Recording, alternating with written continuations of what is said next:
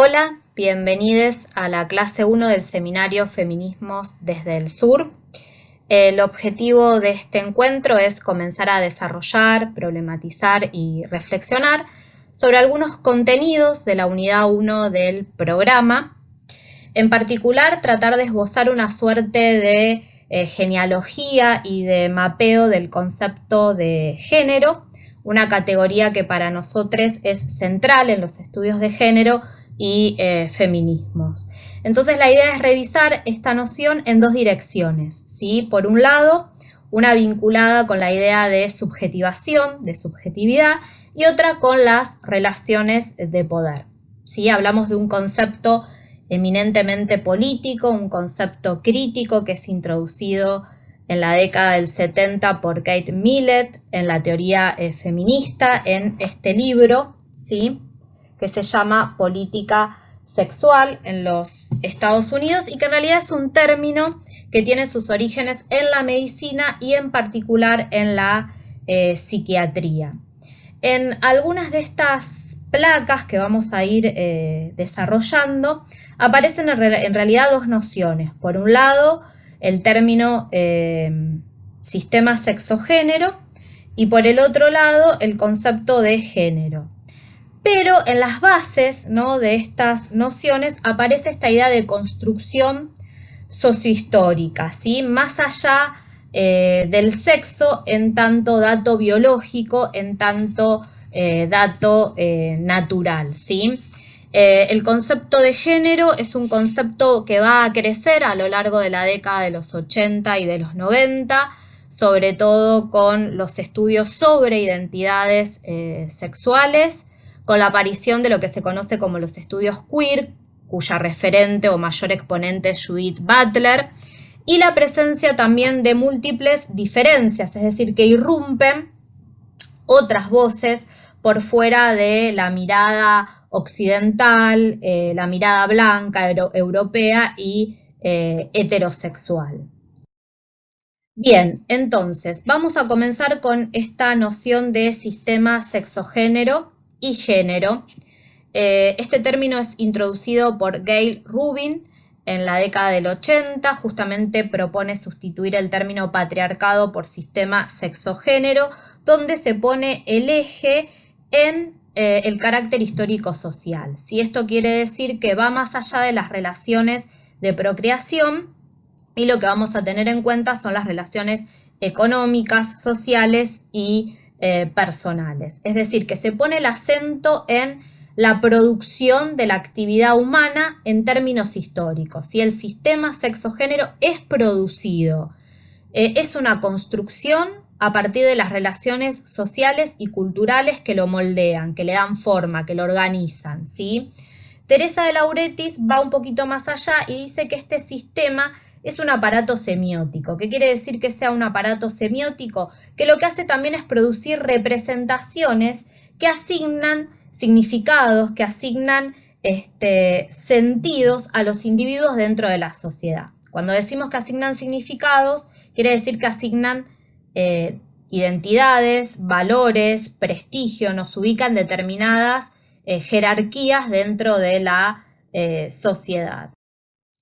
Aquí lo que presentamos es una suerte de esquema o de diagrama que se encuentra en este libro, sí, que se los recomiendo, es muy didáctico, Historia ilustrada de la teoría feminista. Ahí está, este libro, que lo que nos plantea, sí, es, bueno, cómo funciona este sistema sexo-género, que como dijimos es una construcción sociocultural, de roles, de características que se establecen a partir de estos elementos complementarios y opuestos, ¿no? Lo femenino y lo masculino frente a este dato biológico. Entonces, por un lado, hay una retroalimentación de roles, es decir, de características que se nos asignan, por un lado en el espacio público, pero también en el espacio privado, ¿no?, en el espacio doméstico. Por otro lado, las identidades que se nos asignan, identidades sexuadas, que se construyen, ¿no? Es la parte psicosocial de este sistema, ¿no? Cómo nos forjan para cumplir esos determinados roles en esos espacios. También, ¿no?, este sistema tiene que ver con el estatus, es decir, la parte política del sistema sexogénero que adjudica valores a objetos, a actividades, según se las considere femeninas o masculinas, ¿no? Y esto tiene determinadas consecuencias. Por un lado, la producción de discursos de legitimación, ¿no?, con distintos argumentos, generalmente enraizados en lo biológico, en lo religioso, que buscan aceptar y cristalizar estas desigualdades, ¿no?, estas desigualdades que se van naturalizando. También, por supuesto, la producción de estereotipos, ¿no?, modelos de lo femenino y de lo masculino que influyen en esos roles que vamos adoptando a lo largo de nuestra vida. Y esto genera, ¿sí?, en la sociedad y en nuestras vidas en particular, premios y sanciones, ¿sí? Cuando cumplimos esos papeles de género asignados, ¿sí?, o cuando los transgredimos, cuando nos separamos de esos mandatos, ¿no?, lo que Judith Butler va a denominar como cuerpos abyectos, ¿sí? ¿Qué pasa con esos cuerpos, con esas otras corporalidades que rompen, ¿sí?, con esos mandatos heteronormativos y binarios?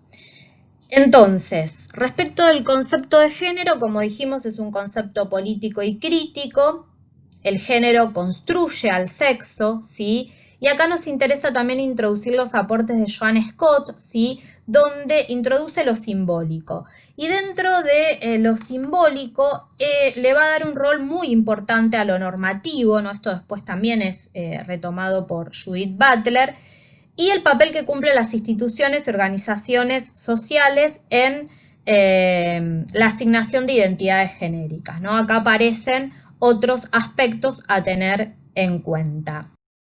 Por su parte, las feministas de la segunda ola partían de una conexión solapada entre lo biológico y lo cultural y hacían analogías, comparaciones entre las anatomías femeninas y las anatomías masculinas. También como esta diferenciación entre lo biológico y lo cultural propia de la teoría social de esos momentos. Matteo, que tenemos como autor para este seminario, que es un filósofo de la Universidad Nacional de Córdoba, indica que muchas feministas continuaron con ciertas expresiones de género como verdaderas y originales, y ese tipo de expresiones propias de mujeres blancas, heterosexuales de clase media, dando lugar a una cuestión de jerarquías y exclusiones dentro de las filas del feminismo. Pero una de las cuestiones que queremos aclarar con Belén es que no entendemos que hay un solo feminismo, sino que hablamos de feminismos en plural, sobre todo desde perspectivas transfeministas. Una de las principales críticas a esta perspectiva binarista la hace Judith Butler. Judith Butler es una filósofa pensadora estadounidense que es considerada junto con Gayle Rabin una de las pioneras de los estudios queer. Entonces, el problema de pensar al sistema sexo-género, si no se considera la heterosexualidad obligatoria, es que el binarismo, que supongo que si es la primera vez que están cursando un seminario con temáticas de género, tendríamos que entender que el binarismo es esa clasificación de existencias en dos únicas formas excluyentes ontológicas. Cuando hablamos de ontología hablamos del estudio del ser. Esas dos formas son varón y mujer. Es decir que estas formas no solamente que son excluyentes, sino jerarquizantes. Y entonces ese correlato tiene una diferenciación biológica que se cristaliza en fenómenos sociales y complementarios, en fenómenos y dicotomías como macho-hembra, varón-mujer. Pero además, una de las críticas más fuertes que se hace al sistema sexo-género es que se critica el presupuesto de la relación causal o expresiva entre sexo, género y deseo. Esto es, si se nace macho, entonces se es varón, por consiguiente se desea a mujeres, o bien si se nace hembra, entonces se es mujer, por lo tanto se desea a varones. Además, la fuerte crítica es que se suponga una coherencia o una unidad interna entre sexo, género y deseo, que implica por lo tanto la constitución de una heterosexualidad estable y en oposición. Butler propone desestabilizar ese orden obligatorio sexo-género-deseo que es producto de lo que ella va a denominar matriz heterosexual. Quiero hacer una nota a pie de página. Tengan en cuenta que las cuestiones vinculadas a los estudios queer o transfeministas los veremos de manera más desarrollada en la unidad 4. Cuando hablamos de matriz heterosexual nos referimos a una rejilla de inteligibilidad cultural a través de la cual se naturalizan cuerpos, géneros, deseos. Es decir, es un modelo discursivo, epistémico, epistemológico, hegemónico de intelección de género, de modos de entender el género, que supone que para que los cuerpos, las corporalidades, las cuerpas, sean coherentes y tengan sentidos, debe haber un sexo estable expresado mediante un género estable. Es decir, masculino expresa macho, femenino expresa hembra, que se define, por supuesto, históricamente en oposición mediante una práctica obligatoria de la heterosexualidad. Esta matriz funciona como un marco de posibilidad en el que los cuerpos son leídos y significados y a partir del cual se regulan los modos disponibles y viables de vivir y actuar como mujeres o como varones. En su enfoque se disuelve justamente esta diferencia entre sexo y género que se sostenía en la noción de sistema sexo-género, es decir, que lo que ella hace es desesencializar ambos conceptos, desnaturalizarlos. Entonces el género aparece ¿sí? como un dispositivo que produce, que instituye al sexo, ¿sí? Tiene que ver con un conjunto de medios discursivos y culturales por los cuales ese sexo natural, entre comillas, se produce y se establece, insisto, a lo largo del tiempo. Para ella el género tiene que ver con una identidad que se constituye, y esto es interesante, de manera inestable, ¿no? ¿Por qué? Porque puede ir cambiando y que en el espacio exterior justamente se visualiza a partir de la repetición de ciertos actos. Por eso, para ella acá aparece el género en tanto parodia, ¿no? Aparece la metáfora de la parodia. Y un concepto muy importante que luego vamos a retomar en la clase 3 cuando estudiemos la teoría social del cuerpo o de las corporalidades, que es el carácter performativo.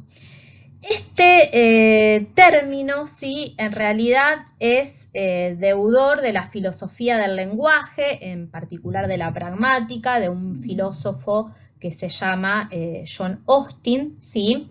Donde la performatividad en este caso tiene que ver con hacer algo por el simple hecho de decirlo, ¿sí? Entonces acá aparece el carácter intencional del lenguaje y también esta idea de la producción de efectos. Siempre cuando trabajamos estos aspectos en relación al lenguaje, hay un ejemplo que es bastante sencillo que es el primer enunciado performativo de género, ¿no? Cuando un cuerpo gestante, una mujer o un cuerpo que tiene la capacidad de gestar va a los controles, le dicen es un varón o es una mujer, ¿no? Entonces, en ese caso lo que decimos es que ese enunciado, por el simple hecho de decirlo, activa, ¿sí? Toda una serie de imaginarios, de representaciones en torno a lo que es ser mujer o varón en nuestra sociedad, ¿sí? Entonces, eso determina desde el nombre, la ropa, hasta las prácticas y actividades que va a desarrollar esa persona, ¿sí? Entonces, el género tiene que ver en tanto acto performático con prácticas disciplinarias, ¿sí? Con actos discursivos, va a decir Judith Butler. Para ella es fundamental el papel que cumplen las normas, ¿sí? Normas que se nos imponen en términos psicosociales, ¿sí? Normas que nos inculcan y que nos producen, insisto, a lo largo de nuestra vida. Judith Butler va a decir que dan forma a modos de vida corporizados, ¿sí? Que vamos a adquirir a lo largo del tiempo.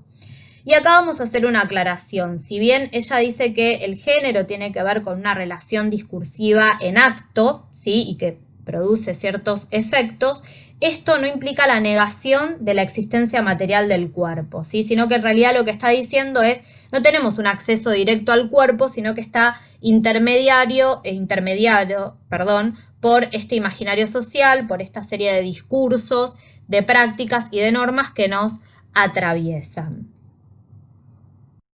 Butler también señala que no hay ningún ser detrás del hacer.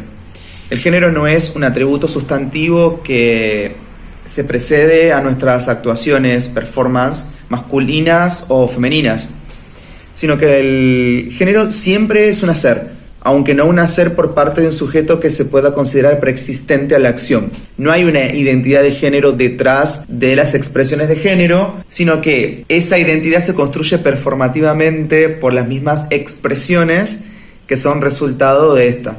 En otras palabras, Butler entiende que, como cualquier otro drama social, ritual, toda actuación, performance de género no es más que el efecto de la repetición de un conjunto de significados establecidos socialmente.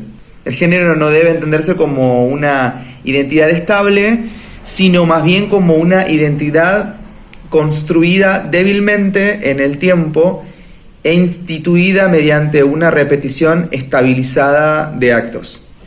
Butler también explica que la performatividad no es un acto singular y deliberado, sino una práctica reiterativa y referencial mediante la cual el discurso produce los efectos que nombra. Como dijimos, si bien el término género fue acuñado por la segunda ola, es importante aclarar que el surgimiento del término como posibilidad enunciativa, como concepto, como término, fue usado por primera vez por la psiquiatría, por un polémico psiquiatra, John Money, a inicio de los años 50. Y permitió hablar de la posibilidad de modificar hormonal y quirúrgicamente el sexo de las niñas intersexuales nacidas con órganos genitales que la medicina, por supuesto, consideraba indeterminados.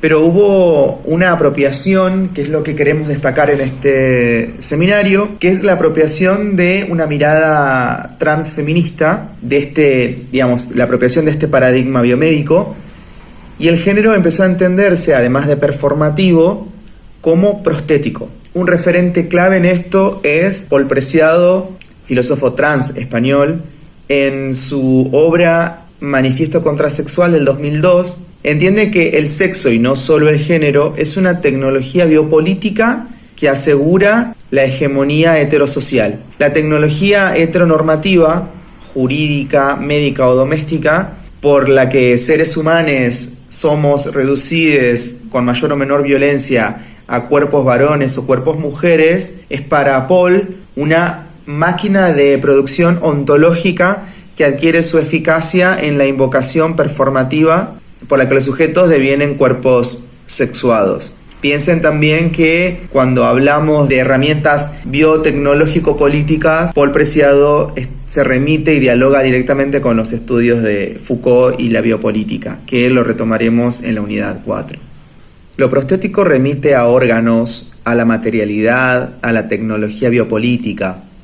Son esos procesos biotecnológicos que hacen que determinadas performances pasen por naturales y otras no. Esta reformulación no solo da cuenta del carácter construido del género, sino que instala la posibilidad misma de intervenir en dicha construcción. Es decir, no solo se pone en evidencia y de manifiesto la violencia física y discursiva que entraña todo proceso de generización, digamos, sino que vuelve evidente la posibilidad de resistir y de subvertir este proceso, digamos. Y si el género que se nos atribuye es una imposición performativa y prostética, cabe la posibilidad de modificarlo, de subvertirlo, de reemplazarlo, de intervenir sobre él. ¿Qué entendemos por género entonces desde nuestro seminario? En primer lugar, género es un concepto polisémico con una multiplicidad de usos políticos. En este sentido, en el seminario proponemos esta siguiente categoría para abordarla a lo largo de este proceso de la cursada y poder reconfigurarla, impugnarla, tensionarla, reafirmarla, interpelarla. Por ello proponemos pensar esta categoría como un dispositivo tecnológico que establece las marcas de desigualdad, de la heteronormalización de las sexualidades, deseos y modos de inteligir el mundo. Es una trama de poder jerarquizante que binariza las corporalidades y las subjetividades en polos asimétricos opuestos, antagónicos y complementarios de lo femenino y lo masculino en contextos históricos concretos, y desde allí se conforman distintas posicionalidades. Invito a que cualquier duda, consulta o comentario lo podamos hacer por el espacio de foro, en nuestro grupo de Facebook que tenemos del seminario, o incluso en algún espacio de sincronía que tengamos a lo largo de cursada. Bienvenides y nos estamos viendo, leyendo, escuchando.